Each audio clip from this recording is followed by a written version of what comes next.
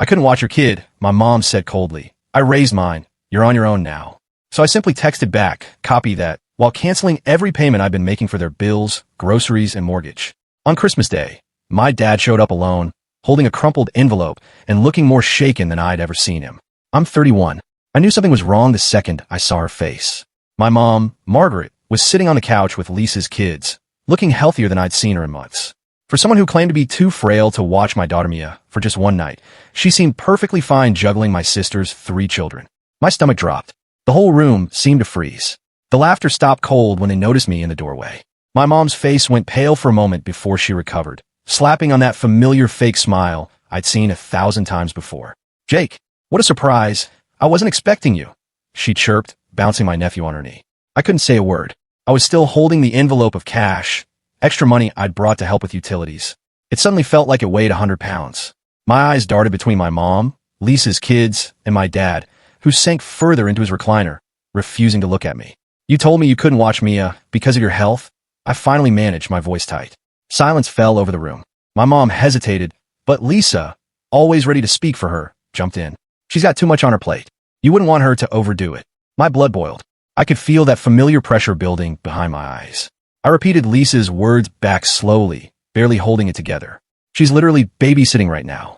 My mom sighed and rubbed her temple like I was the one causing a scene. The irony wasn't lost on me. She said it was different, that Lisa needed help, that raising kids alone was hard. That was the moment it all hit me. 32 years of playing second fiddle slammed into me at once. I asked her, point blank, if Lisa, who never paid a bill in her life, whom mom had coddled since we were kids, needed her more than I did.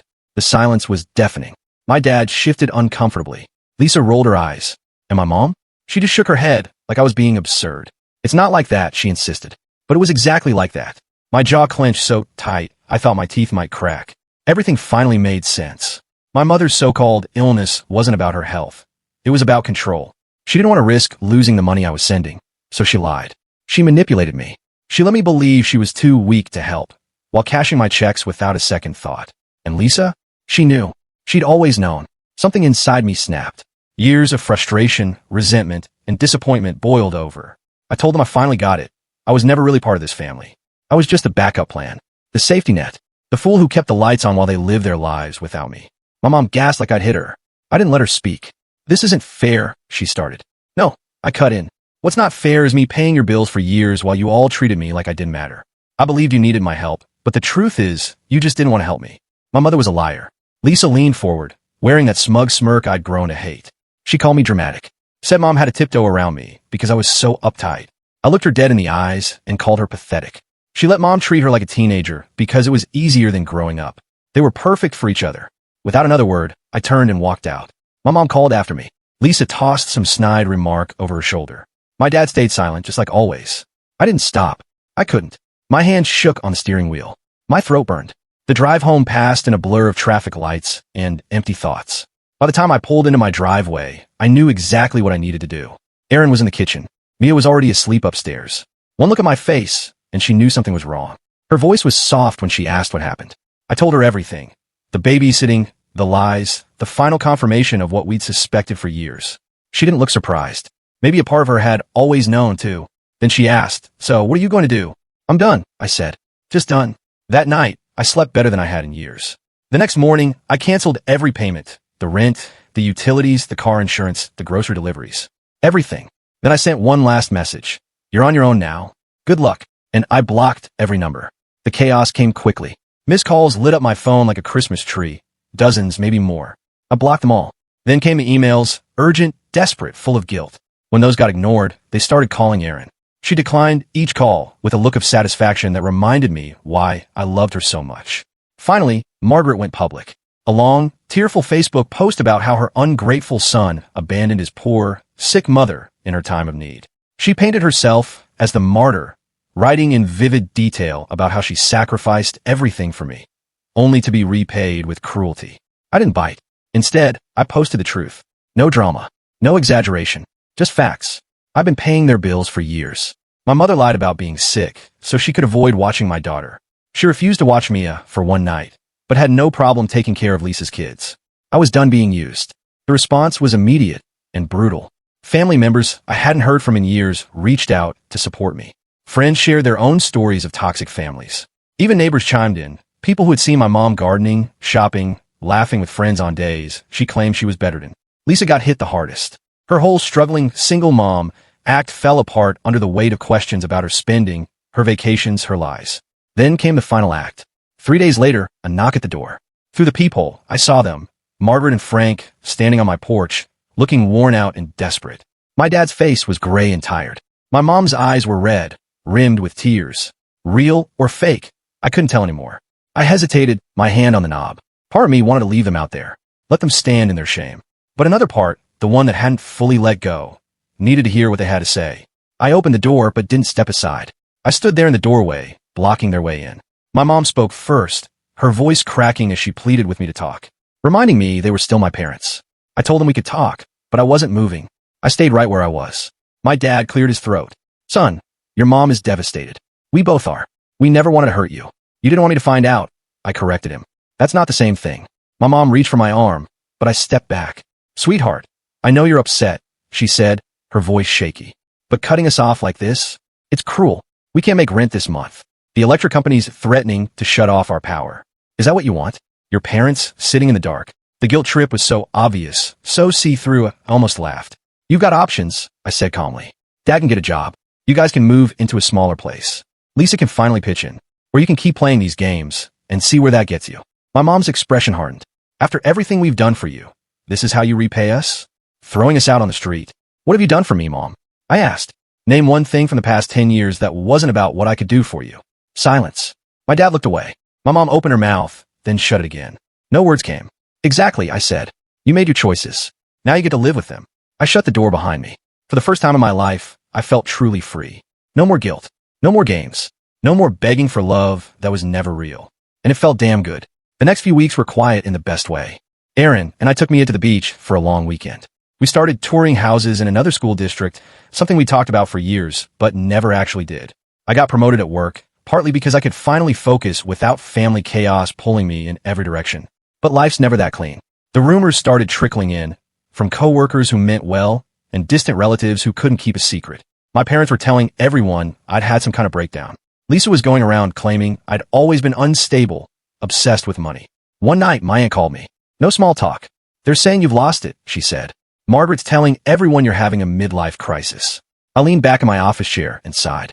Are you surprised? Not all, she said. You know your mother. She doesn't take losing control well. My aunt had always seen through her, probably why they barely spoke anymore. I asked her how bad it was. Pretty bad, she admitted. They're getting evicted next month. Frank tried to go back to his old job at the hardware store, but they wouldn't take him. Lisa's been begging people for loans, but folks are finally putting the pieces together. I felt something stir in my chest, not quite guilt, but something close.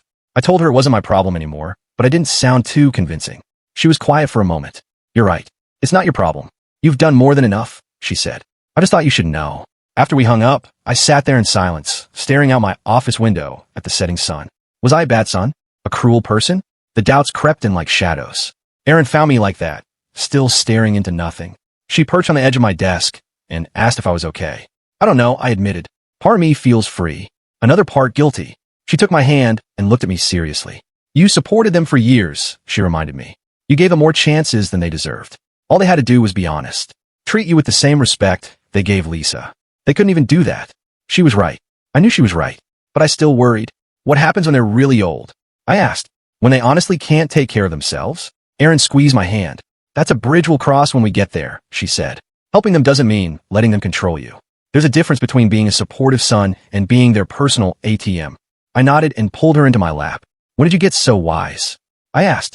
I've always been wise, she smirked. You're just finally listening. 2 months passed. Mia learned to count to 20, which gave me more joy than any promotion ever had. We made an offer on a house in a quiet neighborhood with good schools. Life kept moving forward. Then the Christmas card came. It showed up on a Tuesday, tucked between a utility bill and a grocery store flyer. No return address, but I recognized my mother's handwriting instantly. Inside was a generic holiday card and a photo. My parents, Lisa, and her kids, all of them smiling like nothing had ever happened. On the back, in her looping script, just one line, "We miss you." No apology. No acknowledgement of anything. Just 3 words that were supposed to erase everything. I tossed it in the trash without a second thought. That evening, Erin and I were decorating the Christmas tree when the doorbell rang. I froze, tinsel still in my hand. Erin squeezed my shoulder and went to answer it. I heard quiet voices. Then she came back, her face unreadable. "It's your dad," she said. "Just him." He stood in the entryway with his hands in his pockets, looking smaller than I remembered. His hair was completely gray now, and there were deep lines on his face. We exchanged awkward hellos. "What are you doing here?" I asked. He looked past me, then back again. "Can we talk? Just for a few minutes?"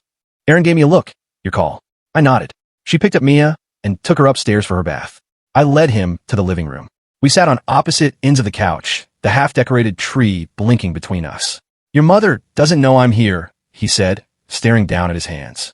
"She'd be furious if she found out." That caught my attention. "So why are you here?" He took a deep breath. "Because I owe you an apology. A real one. Not the manipulative crap your mother's been pulling." I didn't respond.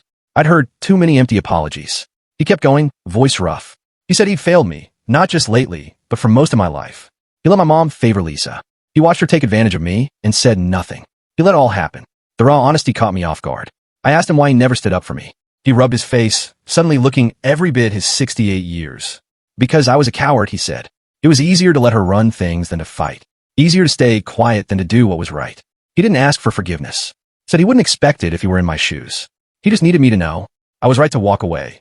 And for the first time, he told me he was proud. Proud that I had the courage he never did. Something tight in my chest loosened, just a little. I asked him what came next. He said they were moving in with Lisa. He grimaced. "Your mother's idea, not mine." The irony? Lisa wasn't thrilled about it either. Turns out, she didn't really want to take care of them. Who could have guessed? Despite everything, a small smile tugged at my lips. "Shocking," I said flatly. For the first time in months, my dad smiled too. It was sad and tired, but real. He said he should go. Mom would be wondering where he was.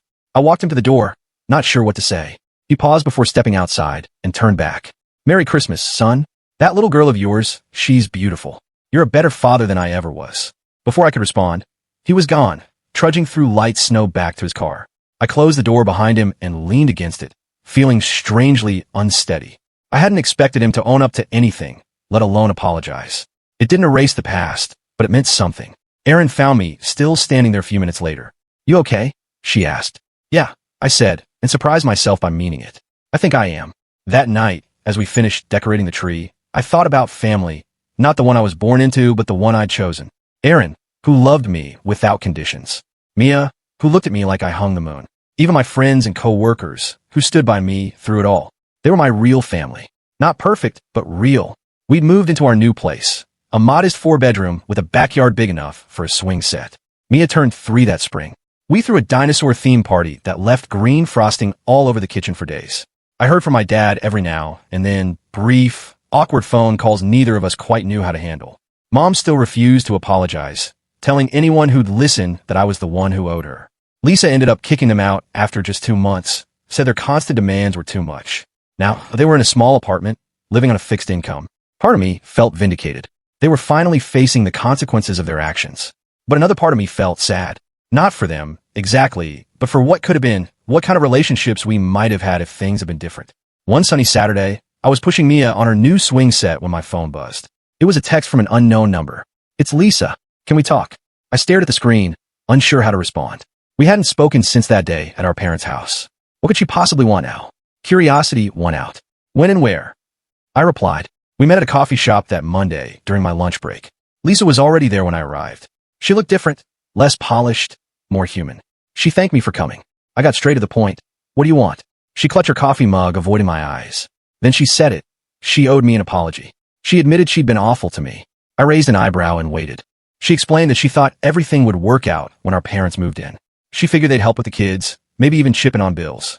But they just expected everything. Mom complained constantly about her cooking, her parenting, her housekeeping. Dad just sat around watching TV. "Sounds familiar," I said dryly. She gave a sheepish nod. For the first time, she really seemed to get it, what I'd dealt with. It had drained her. After 2 months, she couldn't take it anymore. I said, "So you kicked them out?" "I had to," she said. "They were driving me crazy." I studied her face. There was something different about her. A humility I'd never seen before. I asked why she was telling me all this. She looked up, meeting my eyes. She said I was right about everything. That Mom had favored her. That she'd taken advantage of me. That she let me carry all the weight because it was easier than facing the truth. And she was sorry. Genuinely sorry. I wasn't sure what I'd expected from this meeting, but it wasn't that. Lisa had never apologized to me. Not once in 32 years. I told her I appreciated it, but one apology didn't erase decades of damage. She nodded quickly. She wasn't asking for forgiveness, she said. She just needed me to know that she finally saw it. What they did to me, what she did. She was trying to be better for her kids. That hit something in me. For her kids. Despite everything, Lisa was a mom now, trying to break the cycle. I asked if she was still in contact with them. Sometimes, she said. Mom, but I've set boundaries. No more endless babysitting. No more loans.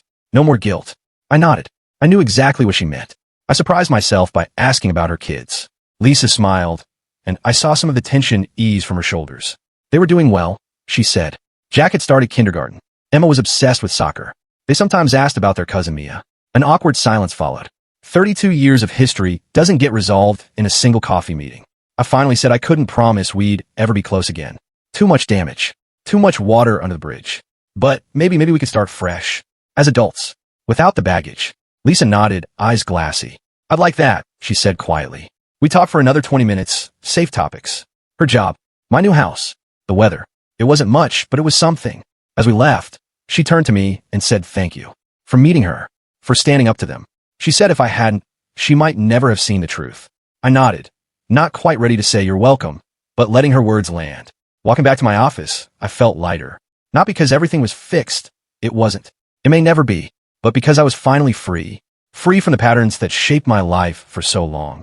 I wasn't the family ATM anymore. I wasn't the invisible, reliable one. I was just Jake. A husband. A father. A man finally living life on his own terms. That night, as I tucked Mia into bed, she looked up at me with her mother's eyes. Daddy, she said sleepily. Are you happy?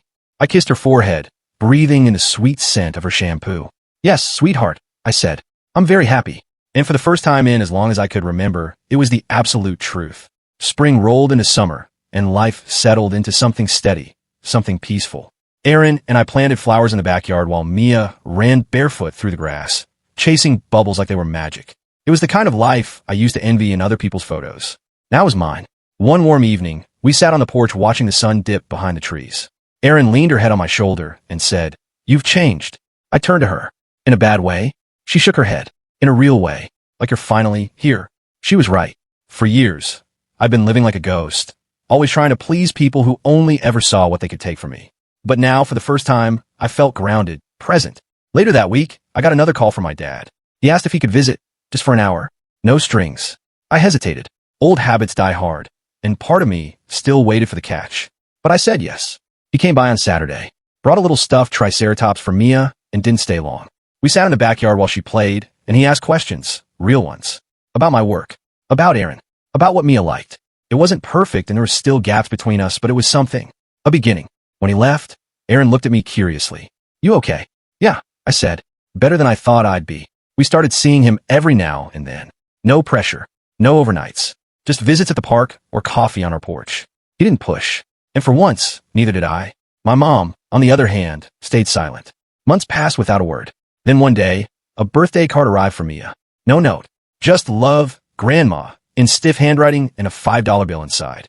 I didn't mention it to anyone. I wasn't ready. Some doors I realized didn't need to be reopened. Lisa and I texted now and then. Nothing deep. Just updates, kid photos, the occasional meme. It was strange how time could soften even the deepest cracks. We weren't close.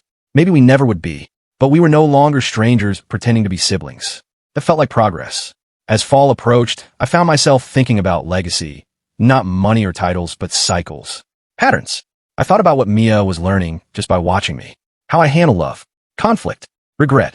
I wanted her to grow up knowing that family doesn't mean putting up with pain. That you can love people and still draw boundaries.